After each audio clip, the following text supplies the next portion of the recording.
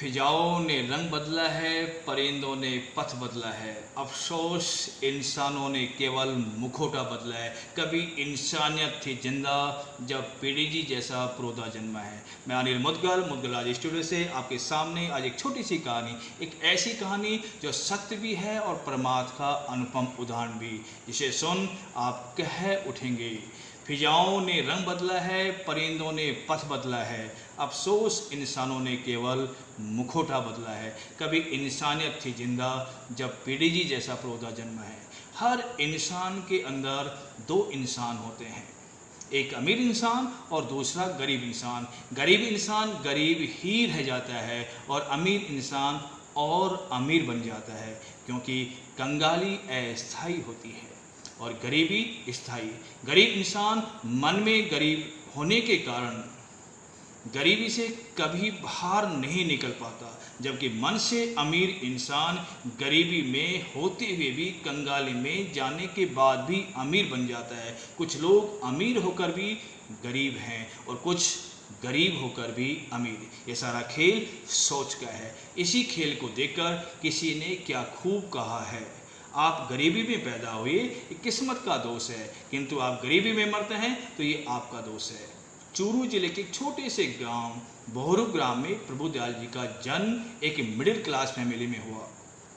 दानवीरता के कारण परिवार आर्थिक विपन्नता में पड़ गया, किंतु संस्कार नहीं छूटे। दीनता, हीनता, कुलीनता, मलिनता, विपन्नता, संपन्नता आते जाते रहते हैं, किंतु चरित्रवान लोग अपने गुणों को नहीं छोड़ते हैं। इसी चक्र के कारण प्रभु दयाल जी को अपना घर छोड़ना पड़ा। एक छोटे से सूटकेस के साथ प्रभु दयाल जी वानरहाट पहुंच गए। वहां चाय के बागानों में काम करने लगे। अपनी ईमानदारी के कारण प्रभु जी मजदूरों के बैंक बन गए। साइकिल से चाय बेचने का कार्य अवश्य करते रहे, लेकिन मन में बड़ी सोच को और बड़ी बनाए जा रहे थे। सबसे बड़ी जीत दिल की जीत होती है और यह उन्होंने मजदूरों की सहायता करते हुए बखूबी सीख लिया था। चरवेती चरवेती, चलते रहो चलते रहो, चलने का नाम ही जिंदगी है।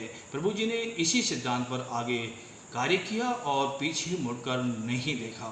वानरहाट से कोलकाता, कोलकाता में झगड़ा कोठी में कपड़े की दुकान पर संकल्प ऊंची उड़ान का सदैव मन में जिंदा रखा और फिर यातायात उद्योग की महती आवश्यकता को देखते हुए देश में सबसे पहले ट्रांसपोर्ट जगत में कदम रख दिया और आज उनकी ट्रांसपोर्ट कंपनी टीसीआई एशिया महाद्वीप की सबसे बड़ी ट्रांसपोर्ट कंपनी बन गई। और वो देखते ही देखते अपनी ईमानदारी, कर्तव्यनिष्ठा, मेहनत से देश के बड़े घरानों में शामिल हो गए।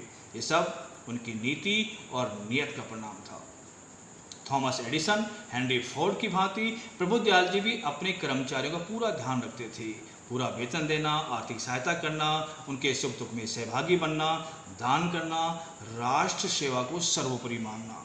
चूरू जिले में विशेषकर राजगढ़ तहसील में तालाब, कुंड, सड़क, स्कूल भवन बनवाना, 1987 के महाअकाल में पूरे प्रदेश के लिए चारे की व्यवस्था करना, जिसने भी जो कुछ भी मांगा सहर्ष दे दिया।